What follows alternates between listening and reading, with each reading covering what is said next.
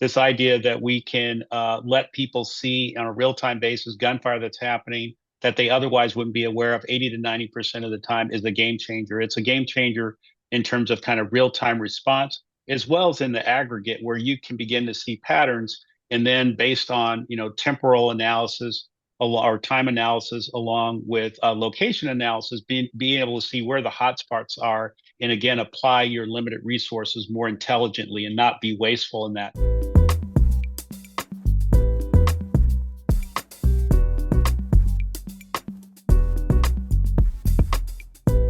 So, Ralph Clark is CEO of SoundThinking, Inc., formerly ShotSpotter, a municipal safety solutions technology company that's traded on the NASDAQ. SoundThinking, I think of it as a poster child for this urban entrepreneurship notion of innovation and technology being applied to improve the quality of life in an urban community. So though the ShotSpotter solutions have spurred controversy in some quarters, the company clearly addresses one of the 10 community vitality categories cited by Urban Entrepreneurship Initiative, that category being safety. So known Ralph for a while. Ralph was a speaker at the Urban Entrepreneurship Initiative 2015 Urban Entrepreneurship Symposium in Detroit. Man, 10 years ago. That was Wow. 10 years ago last month. And the company has served as a corporate partner with my University of Michigan class, which is now called Innovation for Urban Impact. So we are pleased and happy to have Ralph Clark here with us again to learn more about SoundThinking / ShotSpotter and what the company is doing to make communities safer. So welcome, Ralph. It's great to see you again. It's been a minute. Yeah, good to see you as well. Thank you very much for having me on your program. Well, I'm going to start right in with questions about ShotSpotter, since that's where the company's story begins. So, you've told me this story before, but tell me about the origin of ShotSpotter and what problem the company was originally created to solve.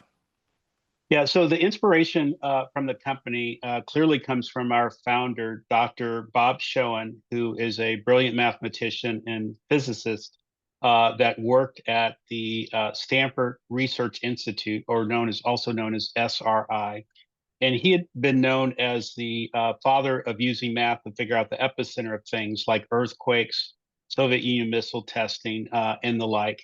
And if you think about kind of sonar capability where you can send out, a signal and then get something back, and you have 3 fixed points, you can triangulate the exact position of things. And so he had the brilliant idea of reapplying or reimagining his math to find out the epicenter of things like earthquakes, to reapply that acoustically to identify and locate instances of outdoor criminal gunfire, because he became familiar with a local community struggle around gun violence. And I think at the onset, it's really important for folks to understand that the problem of gun violence is pretty interesting, urban gun violence in particular, in that 80 to 90% of criminal gunfire goes unreported by traditional 911. So oftentimes guns are fired and no one calls 911, which means there's no police response, which means there's missed opportunities to potentially save lives, recover physical forensic evidence in the form of shell casings, which can be very important in downstream investigations. And most importantly, really show a community that you're showing up to serve them and protect them. And you mentioned at the onset in the introduction that ShotSpotter is controversial, which I'm always, confused about, because I don't know what should be controversial about equipping first responders and police to respond to instances of gunfire. That's a very curious position from my point of view. Yeah, well, I want to explore that with you a little bit later, but that was one of the things that I found kind of like a revelation when I first met you. This notion that for every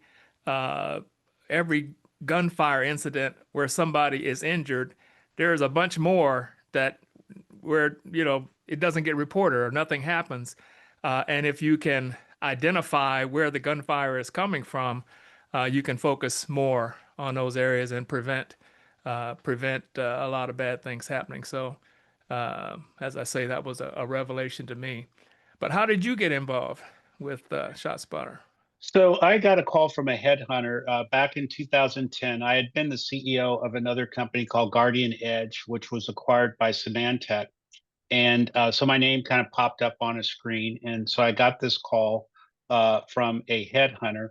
I was vaguely familiar with ShotSpotter because I was a resident of Oakland, born and Mm, raised, and have some friends that are with Oakland Police Department. And so I knew a little bit about ShotSpotter. And so at the time, I didn't think that I would be actually serving as a CEO of a company that was selling technology to police, but I'm extremely curious. My wife just says I'm nosy, actually. So I took the call to go down and visit with Dr. Bob and some of his comrades there, along with a couple of investors, and really became intrigued around the sense of purpose and mission that the company had, not knowing anything really about what was involved in selling technology to police departments, which is a whole thing in and of itself. But I didn't realize at the time that I was, or didn't think at the time that I was maybe the right person for the job because I didn't have any direct experience in that notion. But I did have some ideas on how I could be in a position to help them. So, literally over the course of about 4 months, I basically started out kind of showing up one day a week, just kind of giving some advice, free advice and counsel, which was about as much worth as they were paying for it, I guess. And one day became 2 days, became 3 days, and by the end of the 4 months or so, I was literally working there every day. And I decided that, like, well, maybe I can make a difference here in the company. And so I ended up joining with the proviso that the board and investors would support me in doing a fairly radical business model pivot. Because at the time, the technology was sold on what I would describe as a legacy business model basis, meaning that they would sell a equipment, on-prem equipment, to a police department that was then responsible for owning, maintaining, and operating this infrastructure, both servers and perpetual software, mm, as well as sensors and networks and all that stuff. It was incredibly expensive. And so mm, they had basically been successful in selling to what I would describe as early adopters. mm, And early adopters are the type of customers that they're experimenters. They like to experiment with things. They don't expect things to work out all the time, but they're super innovative and are not risk averse. They're willing to embrace risk. They're willing to pay high prices because if something works out, it could be a game changer for them. And so they had been successful in selling to maybe 20 or so of those agencies that were early adopters. These are well-resourced, both financially and operationally, police departments that again have a little bit of a experimental aspect to them, where they try out new things. And so, as you might imagine, most police departments don't look like that. I mean, they had sold to Boston and San Francisco and some other ones, but I could see that the need was so much broader than where they were currently deployed in these 20 or so customers that, again, were mm, super well resourced. So, with the board and investors' support, they backed a fairly radical business model pivot where we converted that legacy business model to a more modern business model, which is a SaaS recurring revenue model or subscription-based model, where we basically would deploy, own, and operate the infrastructure. And we'd essentially lose money if all they ever did was subscribe for 1 year. But the bet that we were making is that if we could reduce the price, offer it as a cloud-based SaaS recurring revenue model at a much lower price, we could get more customers that maybe weren't as well resourced as Boston PD or San Francisco PD to embrace the technology, use it to good effect, and then they would renew year 2, year 3, year 4, year 5, and at some point in time, you do well if you could, show value to those customers over time, and that they would renew year after year after year. So that's what we did, and we're now, I'm proud to say, up to over 170 customers from that wow. modest 20 or so customers that were deployed when I joined the company back in 2010. Yeah, I think the last time you folks were working with my class, it was like 100. So that's some substantial growth. Uh, Yes, indeed. and you were responsible for this change in the business model to go from selling equipment and software to what you might call safety as a service. Exactly. I love that. Safety as a service. Yeah, I think, Dr. Bob was clearly the inventor, and I would like to think of myself as maybe the architect. Hmm. Okay. Yeah. So, in a nutshell, what would you say is the primary benefit that ShotSpotter provides to urban communities? So real-time precise alerts around highly impactful things that don't get reported via traditional means. I think you can think of ShotSpotter as being a automated robot, if you will, automated 911 robot that always calls with very precise information very, very quickly in and around instances of outdoor criminal gunfire. Incredibly reliable.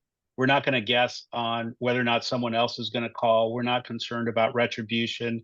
We're very clear on recognizing gunfire versus other things that aren't gunfire, and we're not resigned to accept it, which are kind of the four R's we believe around why people don't call 911. They're resigned to this is just the way it is. The Mm, other R is like, do I recognize it as gunfire? Redundancy is, hey, someone else will call.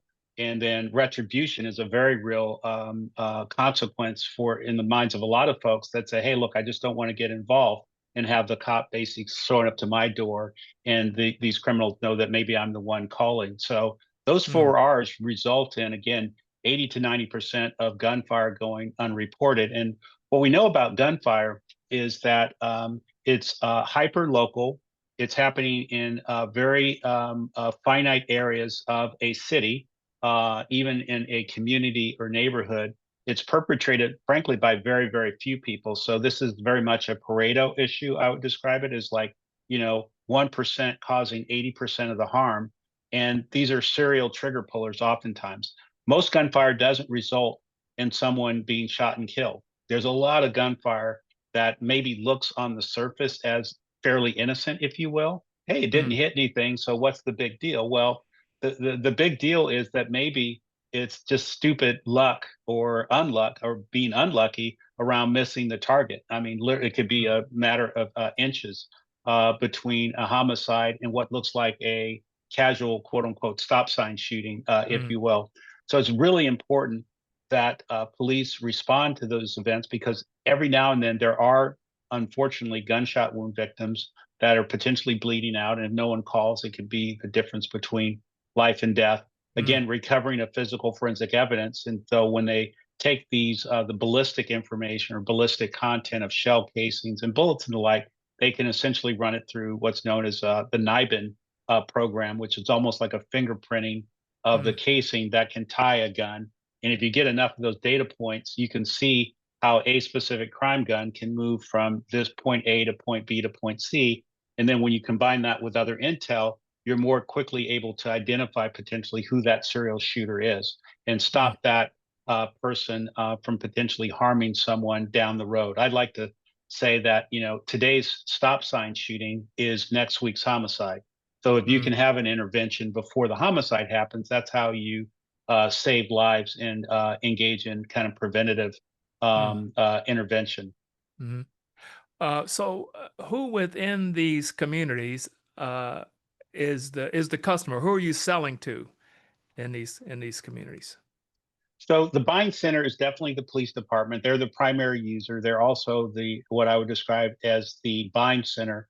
But our solution is something that requires a very, I would call it, bespoke selling process too, because you got to get a lot of people involved. So although the buying center is the police department and they're the primary users, oftentimes they're not the funders, and certainly and increasingly they have to get the buy-in of not only the elected officials or effectively their boss or management, but increasingly, and you want to see this, they have to get the buy-in and support of the community. Hmm. Because if the community is not supportive around what police are doing, then it doesn't mean very much. It can't be effective in promoting public safety. So we've seen a real, I think, sea change in the way I think modern law enforcement that is um, I would say very, I guess, wise in terms of how they engage communities to understand that communities have to be their equal partners in promoting Yeah. public safety. It's not like in the old days where in maybe the 60s or 70s, it's like what the chief said goes. Yeah. I don't need the community to do anything for me. I'm the chief of police. I can do whatever I want to. Yeah. It's not that way Yeah. anymore. Well, a lot of times we nerds, I'm an engineer by training. A lot of times we come up with something and we think we can just put it out there and it's going to fly. But what you were saying just leads me to my next question, which is when did you or the original founders realize that, this ShotSpotter thing wasn't just a technology challenge, but a whole system level challenge that involves law enforcement and political leadership and the community at large? Yeah, that's a great question, and thank you for asking that. So I think again, when you're selling to early adopters, it is very much like pretty easy, right? Because it's a bit of a sideshow experiment type of thing. But when you talk about wanting to have impact, this is okay. We want to be more than just about kind of selling a technology as a toy to a police department to experiment around. We really want to see operational leverage and use, which requires a lot of inputs and a lot of people kind of buying into that, which makes our sell cycles very, very long. So our sell cycles are literally kind of 12 to 18-month sell cycles. And we've also, because we're a managed services subscription-based business, the renewals are very important to us to have a good, growing, profitable business. So we take a lot of care around how we engage with customers, kind of post-sale, if you will, in terms of helping them implement best practices, measure impact, be able to communicate value not only to the Mm. elected officials but to the communities that they're serving. And frankly, we probably spend and invest more on that basis than we do on the selling, getting Mm. it in. It's like, okay, it's just not getting it in. It's like getting it usable and in a way that has impact, so they renew year after year after year. And as a result of that, we have world-class retention. So Mm. our gross retention is on the order of like 98%, Mm. 99%. So that means out of 100 customers that are up for renewal, like 99 of them will renew. And so Yeah. we're not having a leaky boat that has to be replaced with new growth. And Hmm. that keeping that renewal becomes profitable because, as you might imagine, year 3 is a lot more profitable than year 1, and Yeah. year 4 is even more profitable. So that's a bit of our business model recipe. We're Yeah. really hyper focused on net promoter score, which I'm sure some of your listeners would recognize is it's a way to calculate referral strength, if you will, which is really important. So the net promoter question is on a scale of 1 to 10, how likely would you be to recommend this product or service to a colleague or to a friend? And if someone says a 9 or 10, that makes them a promoter. And if Mm. they say I guess a 7 or 8, they're neutral, and then 6 and below is a detractor. And Mm. you develop your score by taking your percent of promoters and you subtract your percent of detractors, those saying 6 or less, and then the resulting number is quote unquote your net promoter score. We're Yeah. really proud of the fact that our NPS or net promoter score has been north of 60 now for almost a decade. Now we have Mm. world class NPS because we're so focused on it, just not the number, but the process of really Yeah. Yeah. understanding how we're delivering value. And that becomes super important to us from a growth point of view, not only in terms of retention, but also getting new sales. Because the thing about selling to police departments, which is fascinating, is that um, police departments don't compete with one another. So when they get something that works, they're referencing it or referring it to another colleague. They're probably a more effective Mm. salesperson than our salespeople could ever be. So they Mm. become a virtual sales channel for us, if you will, if you pay attention to them and make sure that they're getting maximum value out of the service. And that's Mhm. very different than selling to many commercial enterprises, where if you sell to a bank, if a bank has a technology that's going to give them a competitive advantage in some way, they're not Yeah. likely to share that Yeah. with their competitors. Yeah. Yeah. So, thinking about the police being the real users of this system and the proponents of the system, in these communities, who's paying for the system? I mean, I realize some communities probably pay out of their own budget, but what does that look like? So oftentimes they'll get funding or budget resources from federal government, so the Department of Justice or Homeland Security, Housing Authority has funded a number of systems. That kind of helps to kind of get it in for the first time. So Mm, maybe years one, maybe years two, or maybe years three at most. And then after that, it almost always comes out of the city's budget. mm, It turns out that the public safety budget for many cities, if you include fire and police, is oftentimes about 50% of the overall city budget at the local level. Again, we're not selling to state agencies so much as your local police department.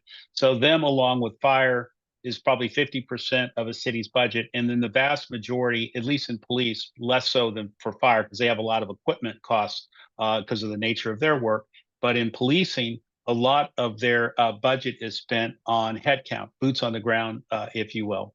So technology becomes really important because it's a force multiplier. And so if you can take your existing resources, which has been under a lot of pressure recently with a lot of people retiring from police and not that mm, many new people coming in because for a period of time it was very unpopular profession for some would argue good reason.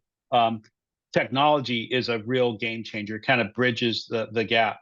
And these resource gaps are structural we see in a lot of police departments. So their boots in the ground are less, but yet the demands for their services that they provide aren't going down; they're increasing. So mm, resources going down, demand going up. How do you mm, bridge that? You have to leverage technology mm. to do more with less. Okay. Yeah.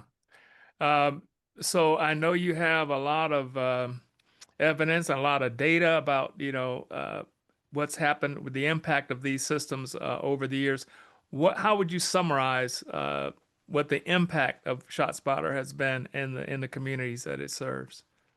So I think it gets down to a few buckets. I think first and foremost is having full situational real-time awareness of gunfire. Again, this idea that we can let people see on a real-time basis gunfire that's happening that they otherwise wouldn't be aware of 80 to 90% of the time is a game changer. It's a game changer in terms of kind of real-time response, as well as in the aggregate where you can begin to see patterns. And then based on, temporal analysis, or time analysis along with location analysis, being able to see where the hotspots are, and again, apply your limited resources more intelligently and not be wasteful in that. So there's the data aspect of it, incredibly important.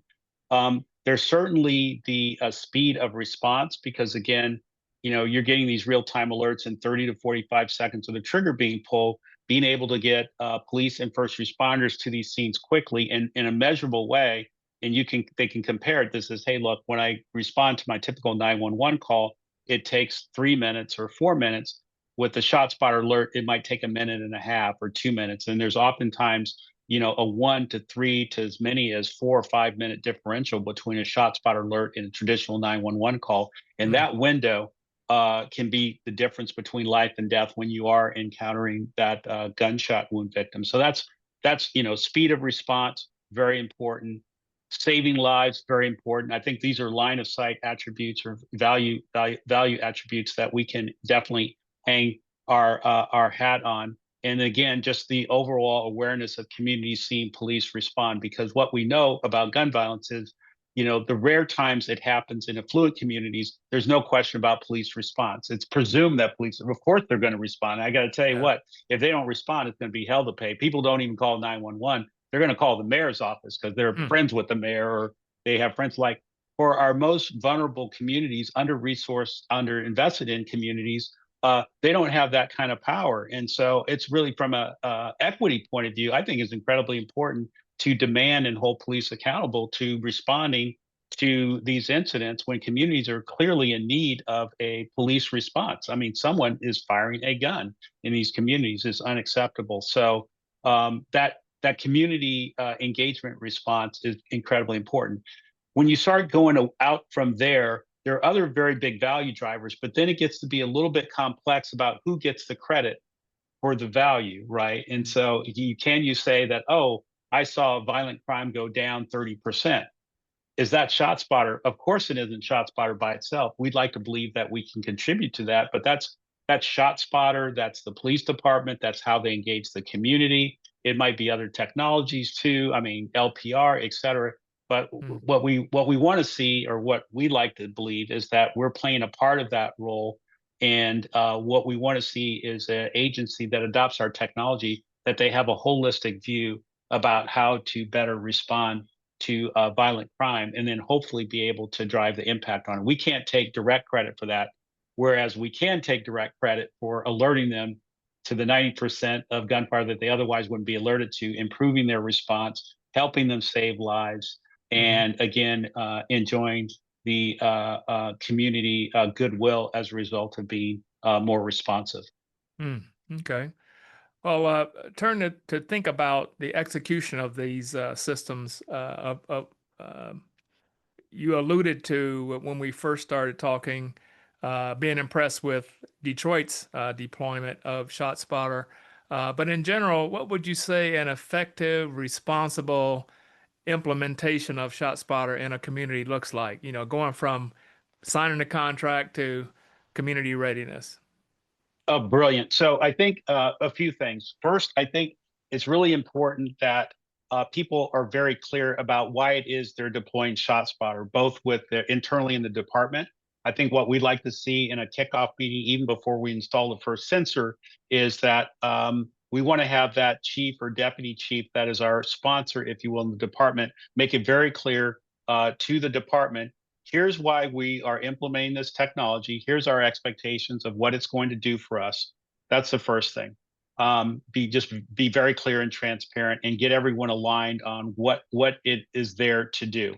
And that's really important, because oftentimes a lot of the controversy happens because people have misset expectations, or they allow expectations to be put on the department that, hey, you deploy ShotSpotter miraculously for whatever reason. I don't know why people would try to get to this point. It's like, well, you install ShotSpotter and we didn't see violent crime go down 30%. So it must be a failure. Absolutely not. So we like to make it very clear up front. Here's what it can do. Here's what it can't do. Here's why we're buying it. Here's what our expectations are.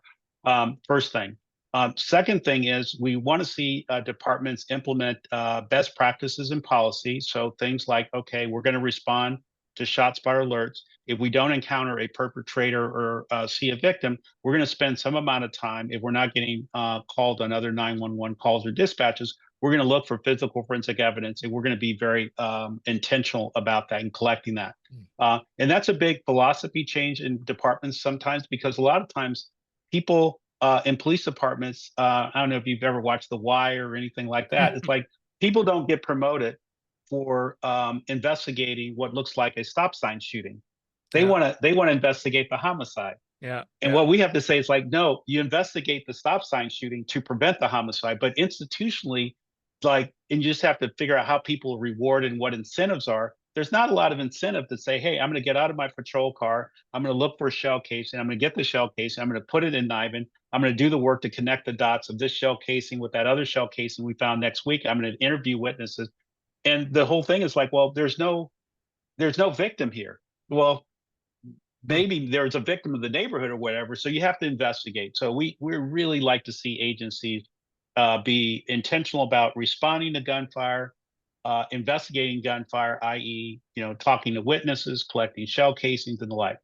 The third piece, which is incredibly important, well, back up one, and do that as a part of an overall strategy. So again, it's just not about ShotSpotter. It's about the use of it. It's the use and application of other technologies. Is integrating ShotSpotter with other technologies and having a very holistic view.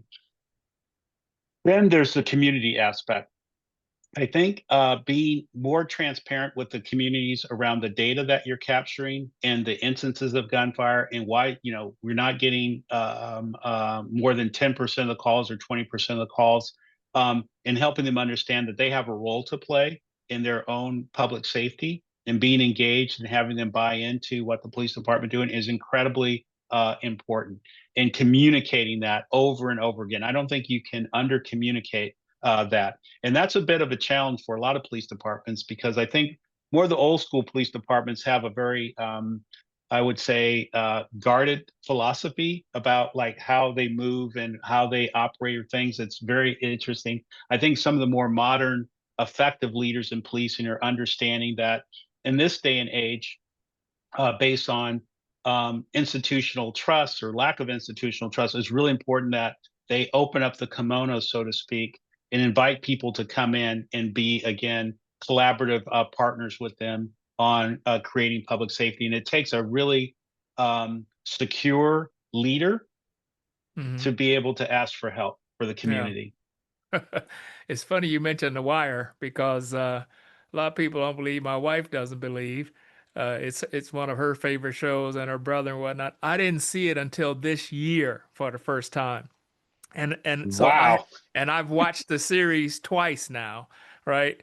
And All so of them. all of them, and so I've spent a lot of time this year watching The Wire. So I'm thinking about this situation where Marlo and the boys are down there doing target practice, right? They're shooting off a lot of guns with the guns that they're going to use, right? And so With the guns that they're going to use. And again, you probably even noticed too, it's like they had a lot of people that were involved in all kinds of illicit criminal activity, but a handful of shooters. yeah, You have the shooters. I mean, and the shooters were the shooters. I mean, so Omar, definitely a shooter. And oh if you yeah, could, and see, here's the other thing that people don't quite understand is that they say, well, look, um, the police department's use of ShotSpotter, they only made 5 arrests.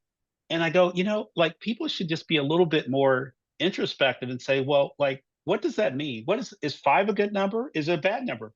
Unless you know who the 5 that they arrested are, you have no clue. And mm. so here's the thing: it's like if I told you I made 1 arrest or if I made 10 arrests, you can't make a judgment on that because here's the thing: if I arrested Omar, that's a whole lot more impactful to that neighborhood than if I arrested, 10 of the corner boys that never Yeah, touched a weapon in their life. I mean, it's yeah, like that's what it kind of gets down to. So yeah, yeah, yeah. the wire is so It's incredible. fantastically realistic about institutions and trust. And what's kind of interesting to me is like that's the world that we're operating in. So you have the failure of the schools, you have the failure of the press, you have economic decline because of the ports and Yeah, trades, yeah, and yeah, yeah. then you have the whole political malfeasance thing going on. I mean, and then you have like watching how policing would be rewarded. It's like, hey, I'm not going to take the homicide. You're going to kick that body over to the next block so that if Yeah, someone else's problem is hanging yeah. on that person. It's like all the little kind of games Or that do we people count play. all these bodies in the houses this year or next year?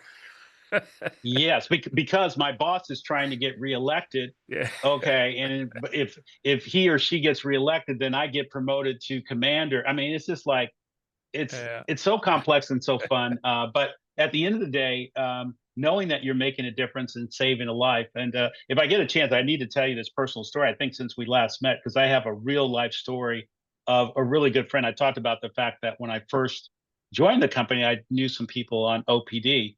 And as it turns out, really good friends. I'm friends with him, his wife, and my wife are friends. Our daughters are really best friends. I mean, they Mm. hyphenated their last names; they're so close. Um, well, he retired from OPD, and one afternoon, believe it or not, at a gas station, he and I have been at separately and together, like I'm going to say 20, 30 times in the middle of the day. He was accosted by 4 individuals Mm. at the gas station and was involved in a shootout. He's already retired, but he was armed, and he was concerned that if they found the weapon on him, that they were going to shoot him. So he ended up shooting first, and then there was a return fire. Long story short, um, he was shot and had over 20 entry and exit wounds. Oh my He goodness. and he ended up shooting. There were 4 perpetrators. There was one person that sadly was shot and killed. And as he was shot, this was in the middle of the day. There's all kind of witnesses, and guess what? There was a call to 911, but guess how long it took? What do you think people's first reaction was when they saw Run. he's begging? He will run, and the people that didn't run, and he's begging them to call 911. What do you think they're doing with their phones? Filming. They're filming. Yeah. They're not calling 911. Um, by the time someone called 911, there was a ShotSpotter alert that got first responders and officers to the scene. By the time the first call came in, they were already there. They scooped Ursi up, is his name, and got him, sent him to Highland Hospital, which if you ever get shot anywhere, Highland Hospital is the hospital you want to go to, because although it appears to Mm. be kind of a grimy hospital, that's where those They trauma know care trauma. surgeons, They know they trauma. know trauma. They know trauma. And fortunately, um, they saved his life. And Wow. it was a result of that 2 minute differential could have meant the difference between life or death for him. And Wow. we're so grateful that Yeah. I tell you, the call I got that evening from his daughter, who again is a good friend of my second oldest, is she called and said, um, Ralph, I want to thank you and the company because you saved our father's life. Wow. And in a full circle moment, his son now works for us at Oh my SoundThinking. goodness. Doesn't get much Good more friend. gratifying than No, that. no, no. Yeah, we're going to take care of each other. So, yeah. Well, thinking about these kinds of things and these institutional things we were talking about with the wire, uh, you know, there's this whole issue of building trust in the community. And so what does that kind of trust building look like when mayors and police and neighborhood leaders might not be on the same page about how to accomplish public safety? Yeah, well, that's what we talked about earlier, how critically important it is. It goes beyond the technology in terms of how you are aligned with the other stakeholders in, getting operational value out of a technology. It doesn't happen without a lot of people buying in. Not only buying in on the front end of the sale, because then you've got, how do you get the budget? You got to go to city council. You got to go through procurement. I mean, it's a very complicated process. And then it even gets more complicated, like the work really starts after you get the contract. It's like, okay, and even after you deploy the system, it's like, okay, how is this technology being used in a way that's serving community? That's so important. It shouldn't be viewed as a technology that is not in support of communities or is surveilling communities. It's about being able to show up in a time of need in a very precise and consistent way, and making sure people understand that, which requires trust. I mean, trust is it's the coin of the realm. It's the currency to make things happen. If you don't have trust and alignment, things are a lot more expensive. They're a lot more difficult. They're a lot more risky. All bad, and it's Yeah. just wasteful. And so, like, you can build trust. Now, trust means that you have to be willing to let your guard down to be trust to get people to trust you and for you to trust other people. You have to be vulnerable to a certain extent. And we talked earlier about how, you know, I'll call it I shouldn't pick on names, but I think about like LAPD and Chief Daryl Gates, right, who's the inventor of the SWAT Mm. organization. Like an old school chief of police. It's like almost kind of paramilitary in a way. Um, that's like that's not, it might have been effective in the 50s because we had, different expectations of institutions and the police and a lot. But like today, like if you try to operate like that, you don't have a collaborative, community engaged police department. You have an occupation. And what do we know about occupations? Occupations are incredibly expensive and they never ever work out, because there's one of you and there's 100 of them in terms of Yeah. the community. It's just a lot easier to say, hey, look, if I do jujitsu or judo, I'm going to figure out how to use the 100 people in the community to help me do my job. I mean, but you Yeah. have to be, it takes a different mindset of being vulnerable to be able to say and know that you need the help of others to do your job. And that's Yeah. that's hard. That's hard for some people. Yeah. One of the most important things I learned when I was building my company, one of the best pieces of advice I got from this organization development guy we were working with, by the name of Clifton Smith, by the way, he Mhm. had this definition of teamwork. He always said teamwork is shared uncertainty, right? And lack of teamwork is unshared certainty. And that really resonated with me because as an engineer, we like to Mm. figure out what we want to get in the corner and figure out, and then present it to people, right? And not be vulnerable enough to just talk about the issues and the ideas and let something come out of that, right? And Yes. Yeah, it's almost like what you hear. I love hearing people talk about kind of growth mindsets and being in an era of there's more than enough, right? yeah, It's there's more than enough. So it's not about a zero sum game, right? And so like old non-growth mindset is like, hey, I only win if you lose. Where yeah, growth mindsets are theories of abundance, right? It's hey, there's enough for everybody here yeah, and we can both win. I don't have to have you lose in order for me to win. It's like what's the Kaizen principles in Japan that they learn. yeah, That's trust and vulnerable. The supply chain, they figured that out. It's like, hey, we'll trust one another, and we're not going to try to optimize our piece, and then you end up optimizing your piece, and then a suboptimal for the next piece, and then suboptimal next piece. You start layering that stuff on. The supply chain becomes incredibly expensive and inefficient. Where if, and I like what you said, the notion of like we have shared uncertainty, but we know it can all work out if we come to the table and are vulnerable and know that uh, there is abundance in it all, and we both can win, and that doesn't have to be that I win and you lose. Is where you get the best outcomes. yeah, yeah.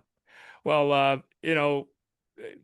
thinking about we have a number of people who will be listening to this who are uh, prospective founders and civic tech, government tech people, and you alluded to this long, multifaceted sales cycle as being a unique feature of, or at least a feature of the ShotSpotter procurement situation. But what aside from that, or maybe that's the main thing, what's the procurement or adoption playbook that people don't see from the outside?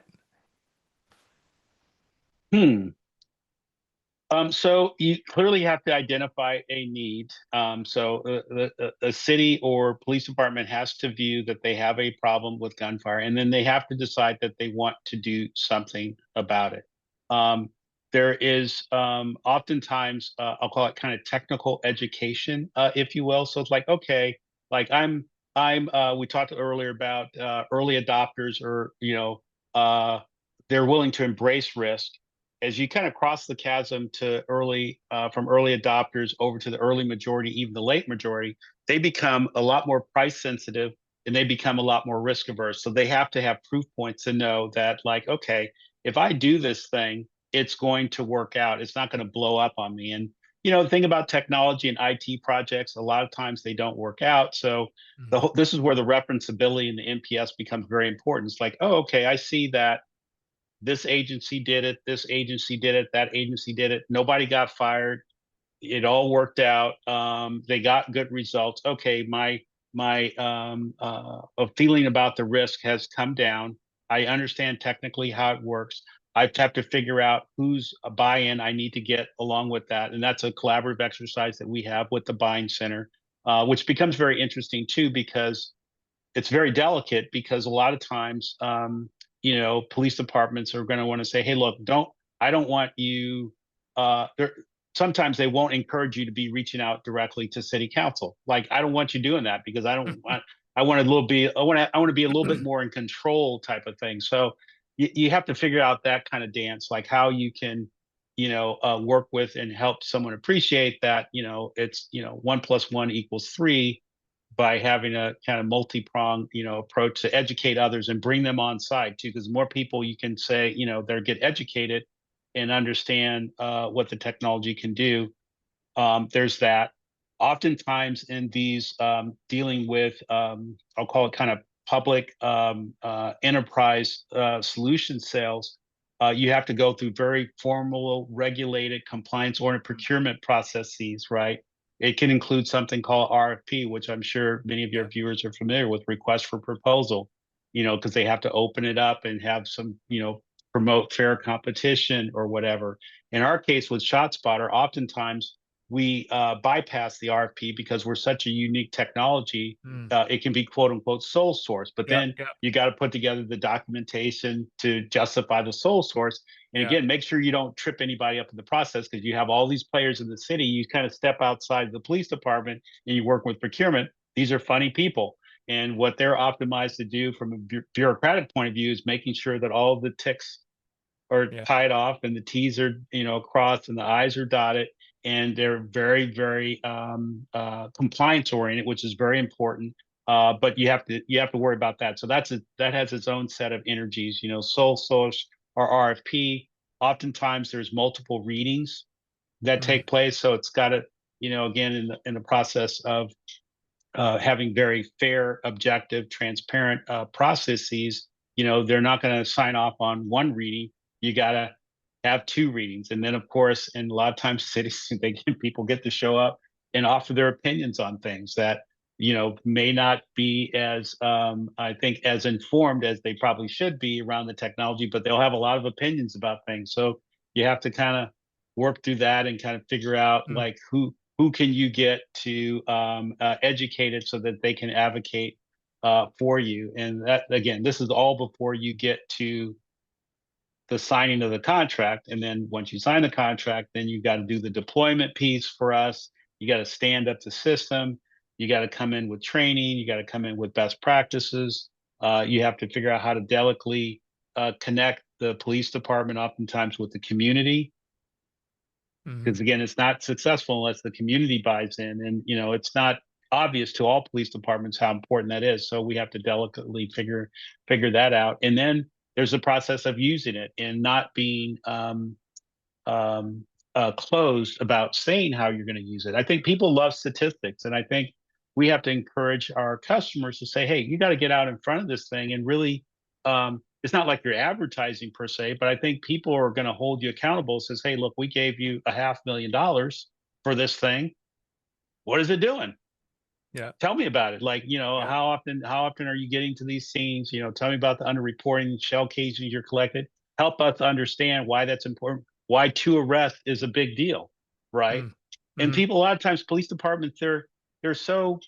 I mean, it's such a noble profession, but they don't like to brag very much. It's Mm. like they're not looking for attention, and maybe because oftentimes in policing or law enforcement, if you get the attention, that's probably not a That good that could be thing. a I bad mean, thing. Yeah. that could be Yeah. a bad thing. But like helping them understand that, like to a certain extent, you got to get out there and kind of promote what you're doing. Not because it's serving ego, but because it's more serving soul, Mhm. and it's helping you be a more effective protector of a Mm. community. Mm. Yeah.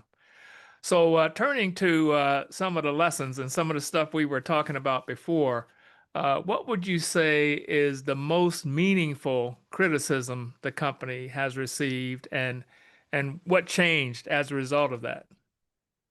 Oh boy. Well, I thought you were going to ask about all the mistakes that I've made. I've made so many mistakes. I've failed miserably and upward. But in terms of the criticism, I think one piece of criticism that we kind of let get away, and it was, you could almost see that it was coming. So there was a period of time where in these first set of implementations, the technology was indeed making a very large contribution to showing violent crime reduction. And maybe it was also just because it was violent crime reductions was happening. So we would go out there and pretty much as a company, especially our sales team, they would really be bragging about that. It's like, hey, Milwaukee deployed the Mhm. technology and they saw a 30% reduction. Well, yep, they saw a 30% reduction. I don't know exactly if it is the result of ShotSpotter or not. Mhm. Maybe it is, maybe it isn't. We don't know. And we know that that's not a 30% that's going to happen every year after year. At some point in time, that stops and then it goes up. Does that mean when it ticks up, that ShotSpotter isn't adding value? I don't think so, but we got to be careful. Yeah. We got to think around the corner a little bit. And so as a result, I think a narrative kind of developed around our critics that says, "Hey, look, well, we looked at these other five cities and we didn't see 30% reductions. So that means that you didn't work, right?" Yeah. And and so because we as a company we allowed ourselves to kind of, along with our customers, to get addicted to that drug, right? And not maybe thinking strategically. It says, "Hey, look, I mean, it feels good now. It's not going to feel good later." And it's not connected to reality, right? And so I think then a criticism has been like, well, um, ShotSpotter, i.e., SoundThinking, you don't have any independent research that proved that you prevent and reduce gun violence. And then we had to kind of go backwards a little bit and say, wait a minute, well, I mean, I never said that. A lot of my colleagues would, but because I just could never quite get comfortable with that. But all of a sudden now as a company, we're having to try to backtrack. So no. We're saying the value of ShotSpotter is in this, detections of 80 to 90% of the time you don't get the call, improving police response. Yes, reductions in gun violence can happen, but that isn't singularly due to ShotSpotter. It's due to a whole bunch of other contributing factors, and so you have to realize that. But when you let that narrative kind of get established out there, that becomes the a vector that we could be attacked. And I will also say, it also, I believe, in many ways, contributed to our friction in even getting more adoption. Because we talked about risk of failure or perceived risk of failure, especially in the early majority, late majority market. If you think about this captain or this, this theoretical captain or assistant chief that we're asking to sign on for ShotSpotter, you'd be like, okay, first thing you're going to do is you're going to make it transparent about 80 to 90% of the gunfire that I don't know about. The community knows about it. I think I kind of know about it, but there's not an objective thermometer that's actually tracking that. And certainly the city council and the broader community doesn't know about it, because if you live like in, an affluent part of Detroit, you might not be knowing what's going on in the 8 Mile Road. So like now it's just like, why do I want that smoke? Because now all of a sudden I know about all this gun violence, and then they're going to expect me to be able to say, what did you do about it? Show me that it went down. And like, if I don't show them that it went down, then I look like a schmuck. So why would I embrace that risk? I mean, and so you can see that kind of mindset potentially playing out, where it's like, okay, we have this narrative out there that, ShotSpotter equals gun violence reduction. And if gun violence reduction doesn't happen, that means ShotSpotter and or its sponsor didn't work. And in policing, as we know from watching The Wire, like, it's not like anybody gets a extra bonus if they take on initiatives like this, right? I mean, it's not like I get promoted. It's like it's like asymmetric risk reward. It's like, okay, I take a lot of risk here, but I don't get an offsetting reward. If things do work out, I'd get blamed if it doesn't. And so I think we have to spend a lot of time disabusing folks of, okay, what is it that the technology does? What is it that it can't do? And is what it does important enough to warrant an investment in financial resources and operational resources to be able to leverage the technology? And I would say simply that from an equity point of view, police departments have an obligation to respond to criminal gunfire. That should not be controversial. It just shouldn't be. What is controversial is the narrative of, well, the thing didn't cure cancer, so it's not valuable. It's like, well, it's not meant to cure cancer. Well, what I'm hearing is that it's one component in an overall public safety strategy. And I'm going to come back to that point in a minute, but we're going to do a lightning round. Okay, great. With a few quick questions. All right. So give me one metric that reflects ShotSpotter's actual impact. One metric. 80 to 90% of unreported gunfire being detected by ShotSpotter. Okay. What is one metric that you wish policymakers cared about, but they don't? The presumption that they should respond and investigate all gunfire. Okay. Give me one city that implemented the system especially well. I love all my cities.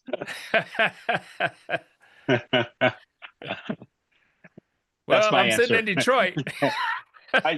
Detroit is up there. Detroit, as we talked earlier, as no prompt. I was telling you that Detroit is doing an incredible job. Yes, they are. Okay, I know that I love all my cities thing though. Okay, so give me one new or recent public safety innovation that excites you? Drones as first responder. Jones's first responder. Yeah, DFR. What So is the that? idea, a drone. So Oh, imagine a shots drones. Oh, drones. I'm drones sorry, as drones self. Okay. as first responders. Yeah, Yes. yeah, yeah. Okay. Hmm. Uh, okay. So thinking about this overall thing, that was pretty good. We did that in less than a minute. So getting to this issue and the last, next to last thing.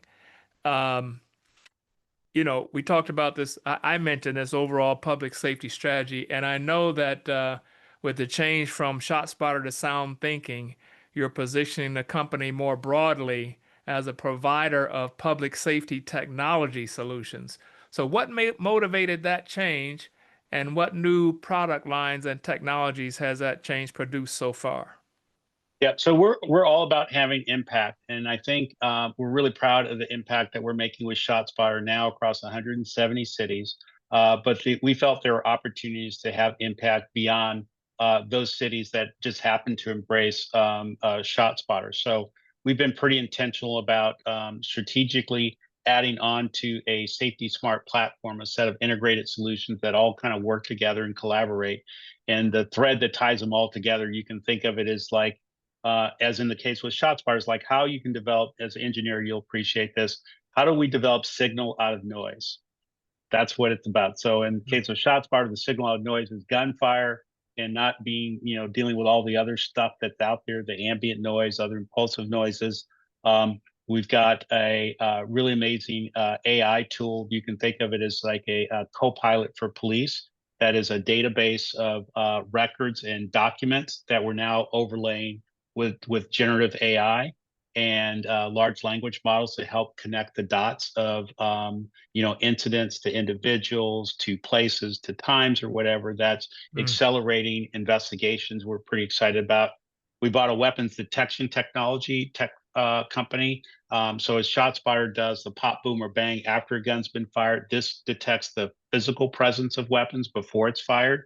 So mm, much more of a commercial application. So think in terms of gaming centers, hospitals, and the like, which sadly is the number one vector for workplace violence, where you want to have a very intelligent AI-based weapons detection solution or metal detector without the friction point that a traditional metal detector provides. So mhm. we're really excited about that. And so where we are today is when we were talking early on, back prior to us going public in 2017, we were 100% ShotSpotter. Today, we're 65% ShotSpotter. And our goal from a financial engineering point of view is to one day be just 35% ShotSpotter and 65% other. Mm, okay. Um, that is that's a pretty substantial change in not too long a period of time. Um, so let's see. I'm trying to think. I've got like a couple minutes here. Trying to think what I want to ask you next.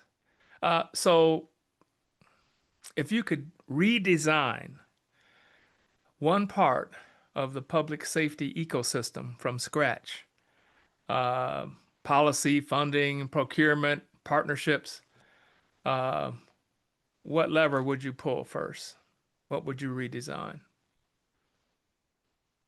Wow, that's a good one. I don't know if this gets to your question exactly, but I've always felt that um, if we had an opportunity to increase the pay of police substantially, but also be a lot more demanding of the capabilities of the individual we're hiring, what kind of impact would that make? So imagine a world where there were maybe fewer um, call it quote unquote police, but they're highly motivated and then also I would say technically and emotionally super well equipped Mm, and can see things and figure things out. mm, The idea of taking I would say a patrol officer and actually have them almost operate as a detective or investigator to be a social engineer and kind of solve problems before they kind of present themselves, I think is incredibly powerful. Now, I don't know if it would work, but it certainly would be an interesting experiment to see if you had a local police chief that was going to take that approach, how law enforcement could be potentially reimagined. Yeah.